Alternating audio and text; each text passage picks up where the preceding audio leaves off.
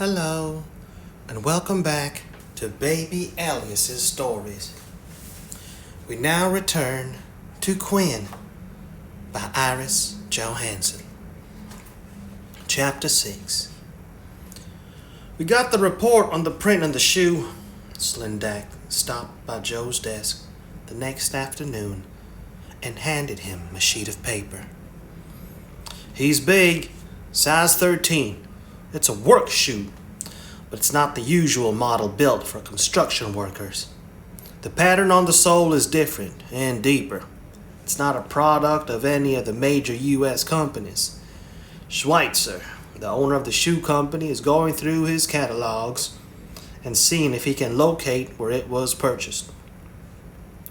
Different and deeper, Joe repeated. What the hell is that supposed to mean? I suppose we'll know when Schweitzer gets back to us. That's not good enough. I'm calling the bureau and getting them on it. Joe reached for the phone. I'll make a copy of this before I give it back to you. Suit yourself. My feelings won't be hurt. That's why we called you into the case. Slindak strolled across the room toward his desk. Joe finished his call and leaned back in his chair. Call Eve and tell her what they learned, which was virtually nothing as yet. Hell yes, it was a reason to make contact. She had only been going to spend the one night at the motel. She should be home now. He was about to dial again when the phone rang. Mr. Quinn? It was Sandra Duncan's soft, southern voice. I do hope you'll excuse me for phoning you. It's really nothing, but you've been so nice to me, I just knew you wouldn't mind me bothering you. You're right. I'll be glad to help you. Are you still at Pastor Nambry's? Do you need a ride home? No, Eve doesn't want me to come home yet. She said I was to stay at the pastor's until she called me. Joe's hand stiffened on the receiver. That's strange. That's what I thought. But Eve didn't want to talk about it. She hesitated. Eve's been real upset. You know that. I just wanted to make sure that she wasn't. It was such an odd call. You believe she might try to hurt herself? I don't think so. Not when she's so set on finding Bonnie. But she was firing all kinds of orders at me and wouldn't answer questions. Then she just hung up. What orders?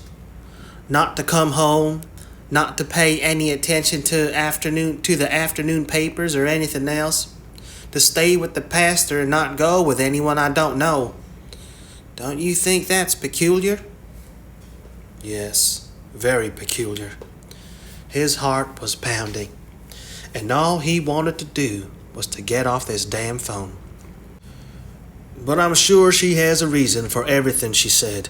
She'll be fine. God, he hoped he was telling the truth. And it's probably best to do exactly what she told you. Well, I did promise her, but I thought that maybe you knew more and I could find out what Eve was talking about. I know how much Eve trusts you. That was more than he knew, Joe thought grimly. No, she didn't confide in me. I have to go now, Mrs. Duncan. I'm sure Eve will be fine. If you have any other concerns, just call me. I knew you wouldn't mind me phoning you. I do feel better after talking to you. Sharing always helps, doesn't it? She didn't wait for an answer, but hung up. Sandra's sharing didn't make him feel better, Joe thought, as he jumped to his feet. It was scaring him to death. He had to get his hands on the afternoon paper. There was a machine downstairs. Suicide? Yesterday had been a nightmare for her, and he'd known she was coming closer to accepting that her daughter was dead. But she had been stronger than he had ever seen her last night before he had left her. Yet she had pushed him away, and he hadn't been able to persuade her otherwise.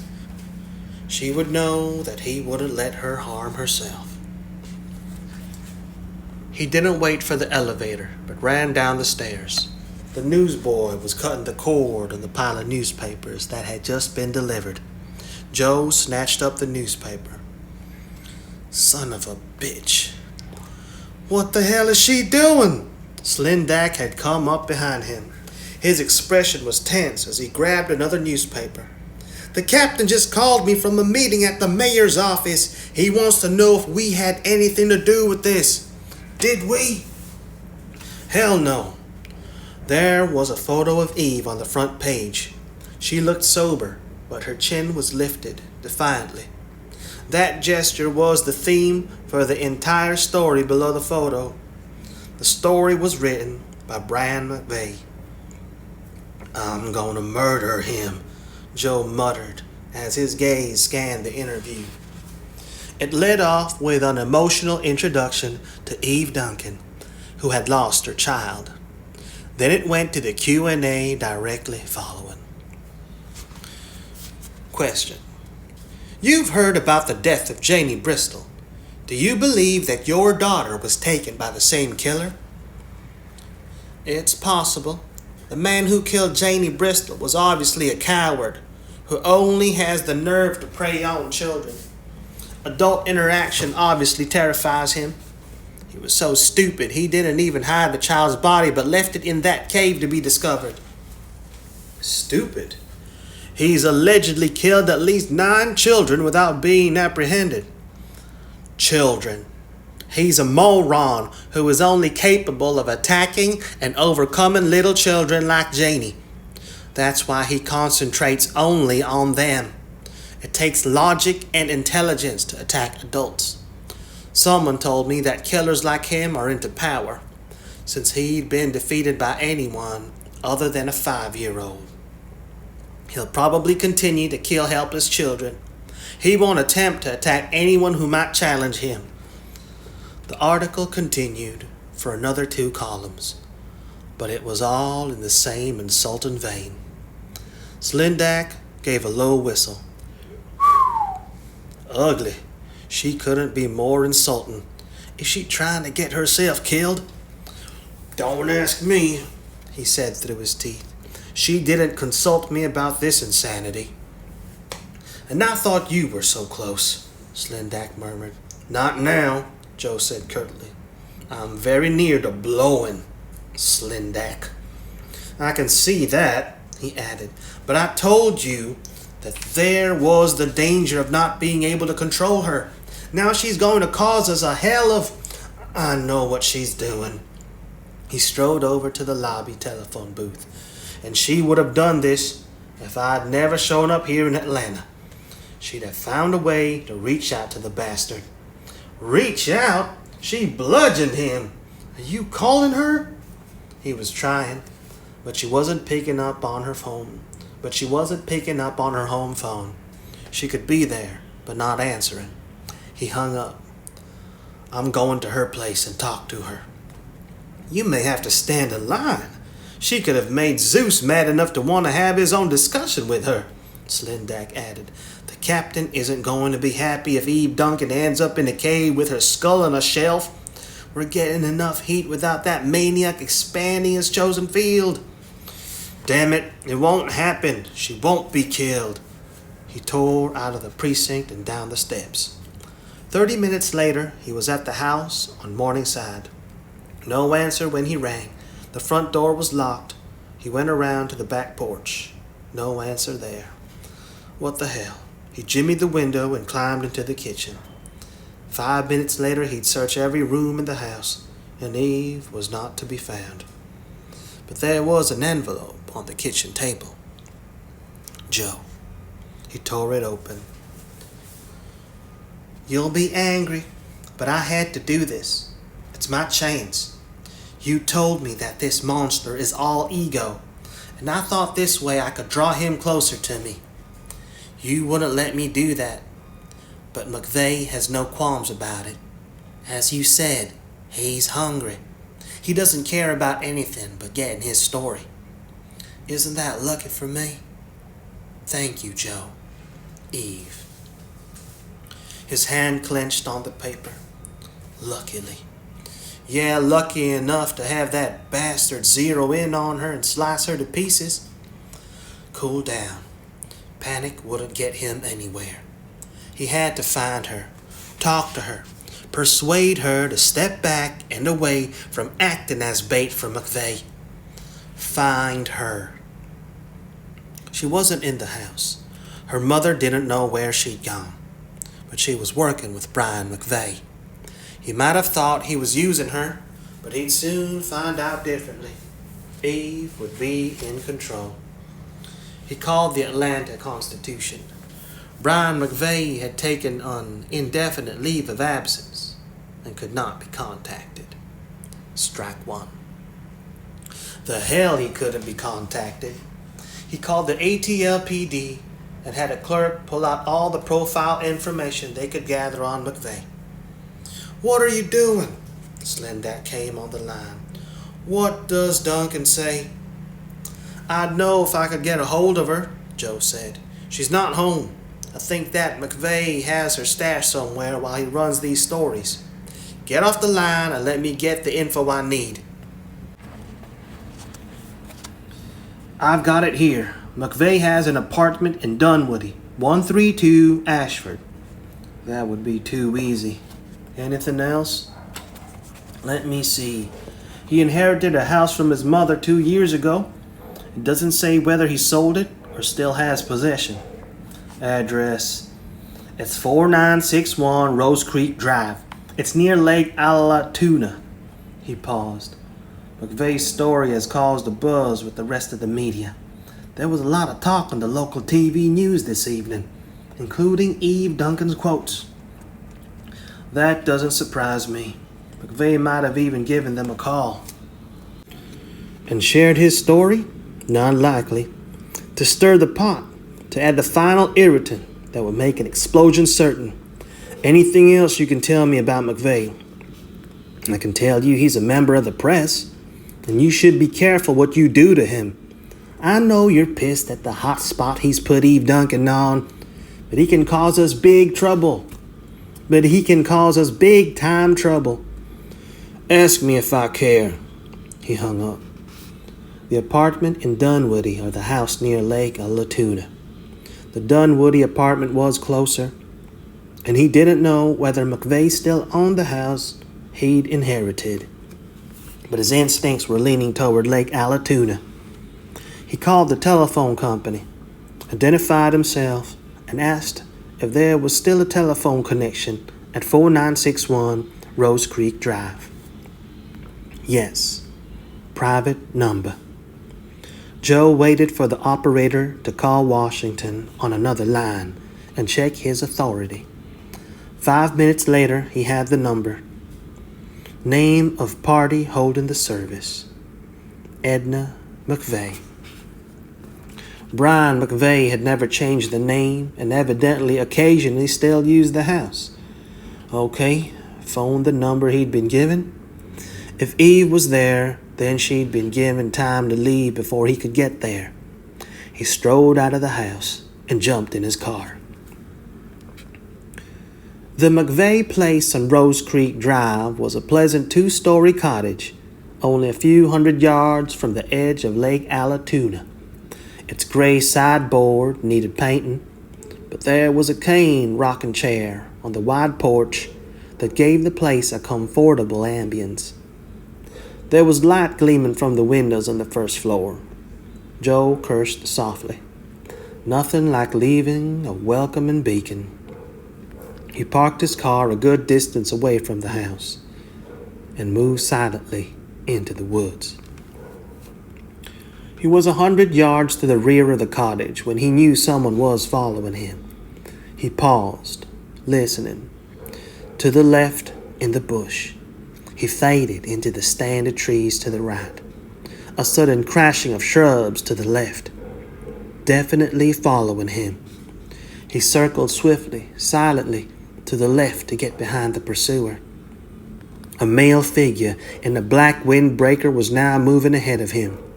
Now, he covered the distance between them in seconds and brought him down. The man started to struggle frantically. Joe's hand tangled in his hair and jerked back hard as the edge of his knife was pressed to the man's throat. "Don't move or I'll cut your throat." The man froze. "For God's sake, Quinn, what are you doing? Let me go." McVeigh. "Why should I, you son of a bitch?" He deliberately pressed the edge of the knife a little harder so that it broke the skin. "I'm a little angry with you. Maybe you can tell." McVeigh went rigid. "I can tell, but I don't think you're pissed enough to commit murder." "But you told me that I was so good at it." "Let me up, Quinn. You know you're just toying with me." Joe drew a deep breath. Toying? McVeigh didn't know how close he'd come. All of Joe's training, his instincts, the savagery that had been both his friend and his enemy had come racing back in that moment. "Let him go. What are you doing, Joe?" He looked over his shoulder to see Eve standing with a gun pointed at him. "A gun, Eve? Did McVeigh give you that gun? He probably thought you'd need it if you were going to have to rely on him." "I asked him for a weapon," Eve said as she lowered the gun. "But I don't need to use it against you, Joe." "Damn it, you scared me. I thought you were going to—" "Let him go." Joe shrugged and took the knife from McVeigh's throat. "It was a close call for him. I was mad as hell, and the bastard decided to follow me. I thought he was a threat." He got off McVeigh and stood up. As much threat as a day-old chihuahua. "You cut me." McVeigh's fingers were on his throat and came away with blood on them. "You knew who I was and you still cut me." "I cut you because of who you are, you son of a bitch. Maybe I should tie you up on the front porch and see how much you like being bait. You've got our killer all primed. He's probably almost as angry with you as with Eve. What do you think he'd do to you if he found you helpless?" "None of this was McVeigh's idea," Eve said. "It was all mine, Joe. I called him and sketched it out to him. And he jumped at it." "Of course I did," McVeigh said as he got to his feet. "Do you think I'd turn my back on a chance like this?" "I told you that I'd do whatever I had to do." He glared defiantly at Joe. "I didn't go out of my way to cause a killer to go after her. That wasn't my fault. But I wasn't going to say no if she wanted to run the risk. Hell, if we catch Zeus, it might mean that we'd save some other kids. What's wrong with that?" "You sound almost noble, McVeigh." "Stop this, Joe." Eve turned to McVeigh. "Come back to the house, and I'll try to find something to put on that cut." She glanced at Joe. "You're not going away, are you? I can't convince you." "You can't convince me." "Then I suppose you'll have to come with us, and we'll talk." She turned and strode toward the house, with McVeigh at her heels. Joe watched them until they reached the porch, then faded back into the brush. "Where have you been?" Eve was standing, waiting on the porch when Joe came toward her 20 minutes later. "I didn't know what had happened to you." "I didn't know what had happened to you." "Were you worried?" "Good. I was worried about you too, and with a hell of a lot more reason." "Where have you been?" she repeated. "You decided to declare war on Zeus. This evidently was going to be your first battle site. I know about war. First, you familiarize yourself with the terrain and the places that lend themselves to ambush. While you're doing it, you make sure the enemy isn't already within the gates." That's what McVeigh was trying to do. Not well. He'd have had his throat cut. The way to you would have been open. "Where is he?" "Inside. He's calling in tomorrow's story." Joe muttered a curse. "Do you want to go in and cut him again?" she asked sarcastically. "It's tempting." She shook her head in exasperation. "For God's sake, be civilized. This isn't his fault." but there's a wide streak in me that isn't at all civilized. I think you've always sensed that. If you'll be honest, you'll admit that's one of the reasons that you thought I could help you find Bonnie. You didn't want some slick, dutiful cop who would make all the right moves. You wanted me. Because you knew I'd break any rule I had to break to get what I wanted. Isn't that the truth? Well, you can't have it both ways. You wanted me, you've got me, and there's no way I'll let you turn your back on me. She stared at him, her expression a mixture of frustration, anger, and something else that he couldn't define. Damn you, Joe. Okay, come in and talk, but don't you dare hurt McVeigh. She turned on her heel and opened the front door. I tried to resist. He followed her and glanced around the living room. Nothing fancy. The furniture was contemporary, but there were dollies on the arms of the blue denim couch. Probably another legacy from McVeigh's mother. It surprised him that McVeigh hadn't stored them away. He wouldn't have thought the reporter would be that sentimental. McVeigh must not use this house much. Only on occasional weekend. He told me he has a boat that's stored at the marina a few miles away.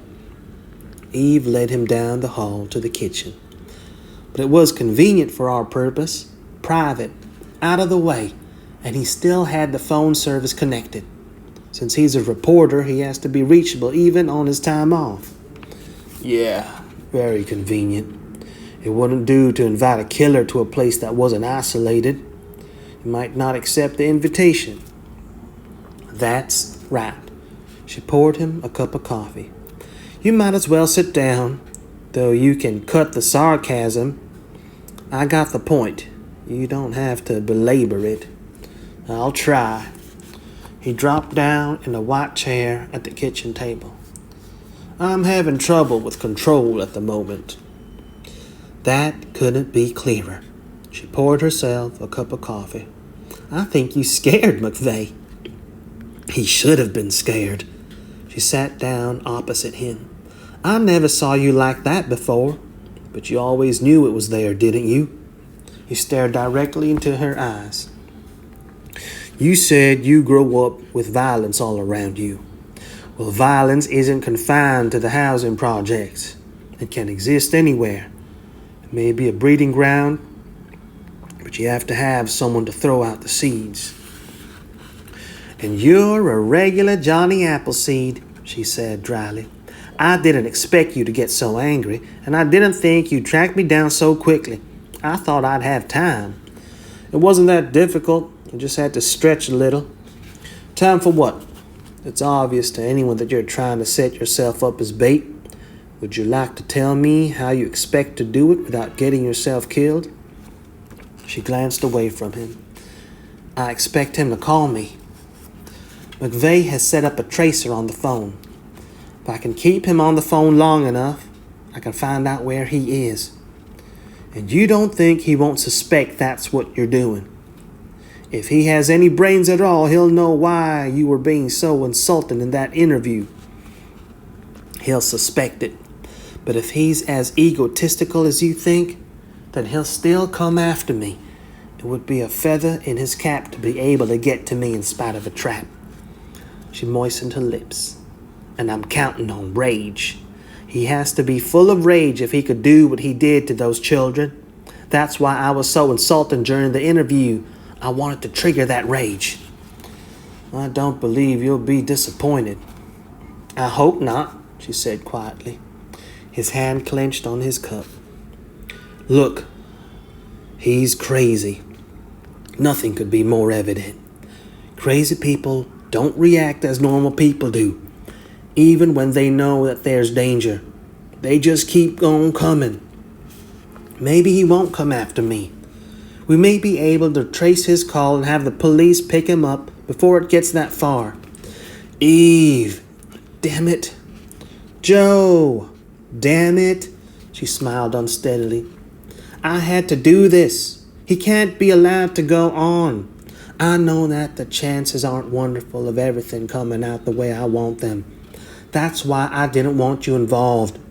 I knew you would try to stop me." "Damn right I am. It's too late, Joe. If he's as crazy as you think, he'll already have his sights on me.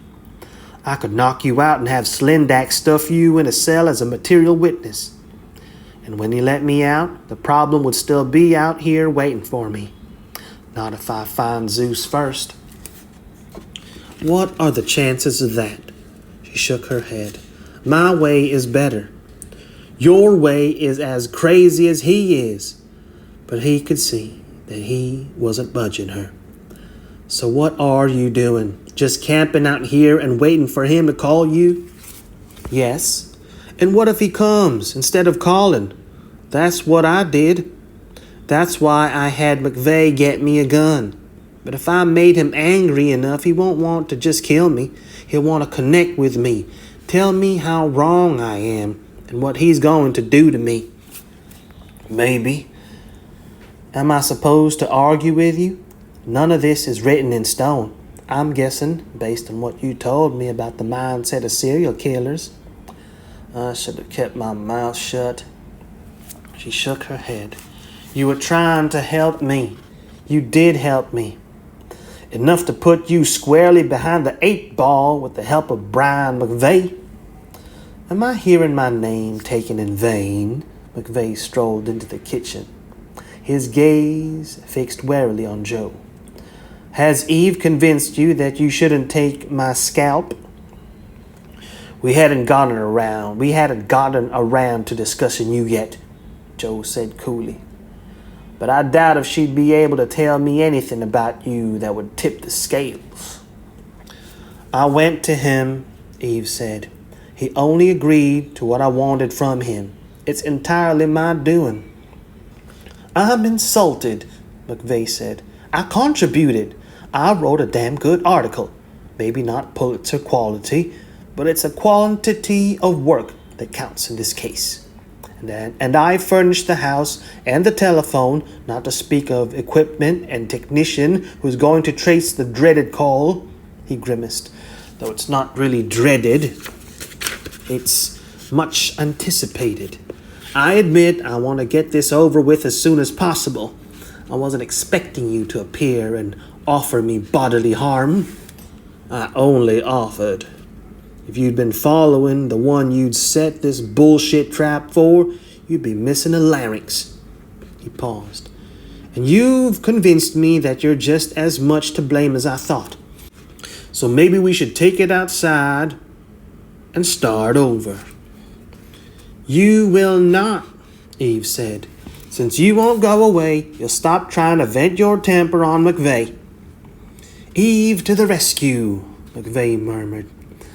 "I know it's supposed to be the other way around, but I've always believed in women's liberation. It's much more comfortable." Joe ignored him and stared at Eve. "This is sloppy as hell. It would be a miracle if it worked." "But our killer isn't neat or tidy. He's sloppy too.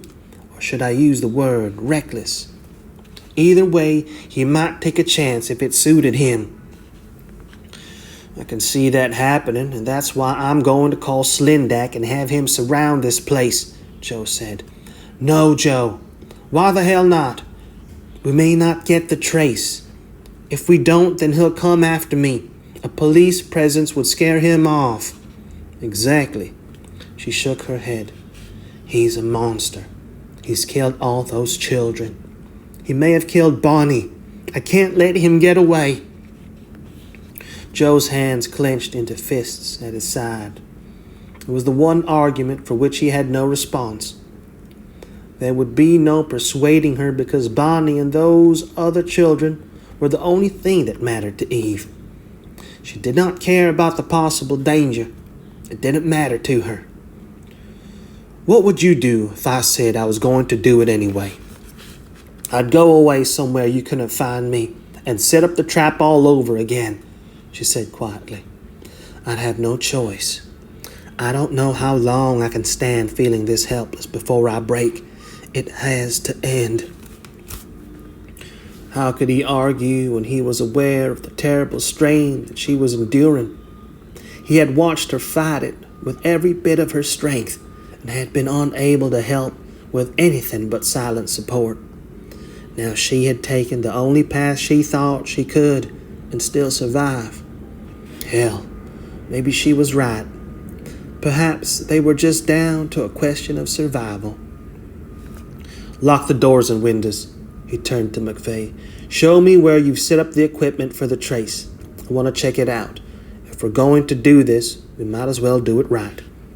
It's in the dining room, McVeigh said. But it should be okay. I had a geek who's done stuff like this for me before to set it up. I was going to use it in the newsroom, but then Eve called. I'll still look at it. He glanced at Eve. He may not call tonight. It may take some time for him to search out where you are, and this is a private number. They wouldn't have given it to me if I hadn't been FBI. He won't have that much trouble. Why not? I figured that he'd try my house and McVeigh's apartment first. He won't find anything at my house, but I asked McVeigh to leave a scrawl on a notepad in the office with my name on it and the word Alatoona. And there's a Rolodex on the other side of the desk. It would be natural for him to scan through it. This is the only address and phone number in the Rolodex in Alatoona. You had it all planned. But it depends on whether he taps McVeigh's apartment. She smiled faintly. I tried not to be too sloppy. She got to her feet. I'll go lock those doors. They watched her leave the kitchen. Smart lady, McVeigh looked at Joe. I expected her to be different. I tried to get an interview with her right after her kid was kidnapped, but she was a basket case. She's changed. She took over from the minute she called me on the phone. She trumped me every time. And you didn't harass or try to manipulate her? What a surprise. Knock it off, Quinn. McVeigh gave him a sour glance. Look, I'm still pissed about what you did with that damn knife. Sure, I'd have tried to manipulate her. But she wasn't having it. If anyone was manipulated, it was me. And that was fine. I couldn't be happier. All I want is my story. I'm not going to get in your way as long as you know my priorities. You're better at this than I am. Take over. I intend to do that. McVeigh's brows lifted. Then you'd better watch out for Eve. She may cause you problems. He'd had nothing but trouble from Eve since the moment he'd walked into that house on Morningside. Those problems had been escalating lately from hills to mountains. He started down the hall. I'll worry about that when I have to. Just show me that equipment. He phoned Slindak 2 hours later. Just thought I'd check in. I've located Eve and McVeigh, and I've been trying to persuade them to call off this craziness. No luck so far. Do you know McVeigh has another story running tomorrow? I talked to his editor, and it's almost as inflammatory as the one today. Is the bastard trying to get her killed? It's all Eve. I can't blame McVeigh this time, though I'm doing my damnedest. Anything else new? The shoes may have been manufactured either in Buffalo, New York, or Toronto, Canada. You said they were different. Did you find out what was different about them? Heavy rubber content in the soles, and maybe the uppers. I'll call you back when I contact the manufacturer and find out who would buy a shoe like that. Toronto. He remembered something McVeigh had said. Check the Canadian connection first. McVeigh said he thought the man on the phone was American, but that he pronounced the word house a little oddly. I knew several Canadians when I was in the service, and you'd swear they were raised in the U.S., except for tiny differences in pronunciation. Toronto first, Slindak said. I'll get back to you as soon as I can. Are you at your hotel? No, I'll check back in with you. A silence. And you're not going to tell me where you are? I'm with Eve Duncan. You can make what you like of that. You did before. I'm not about to make any insinuations. I don't give a damn if you're going to bed with her any longer. In fact, I hope that's what you are doing. It's safer than anything else she might draw you into. He paused. You're putting a lot on the line for her. Is it worth it? Strength, exquisite fragility, intelligence, a smile that was a luminous rainbow in the darkness, the feeling that he was complete only when he was with her. She's worth it. He hung up. He glanced at the clock on the kitchen wall. 11:40. It was close to midnight. Did he believe in the witching hour? Many murderers stage their kills based on superstition or the time of day. He left the kitchen and strode down the hall to the living room. Eve was sitting in an easy chair beside the fireplace. Her back was straight, and her muscles appeared as tight as her expression. She smiled with an effort. Well, is everything satisfactory? I haven't seen you for a couple of hours. It's as good as it can be. He turned out the overhead lights and dropped down on the couch. Let's keep this one off. Now it's dim but not dark. There's still light streaming in from the foyer. She was silent. You don't want us to be targeted from outside. A precaution. I don't think it would happen. He's angry. He'll prefer a knife to a bullet. If he comes tonight at all. Where's McVeigh? In the dining room playing with that equipment again. He appears besotted with gadgets. They can be interesting. He leaned back in his chair. I like them too. You spent enough time with McVeigh examining it. Will we be able to get a trace? Good chance. It's hooked up correctly, and it's fairly sophisticated.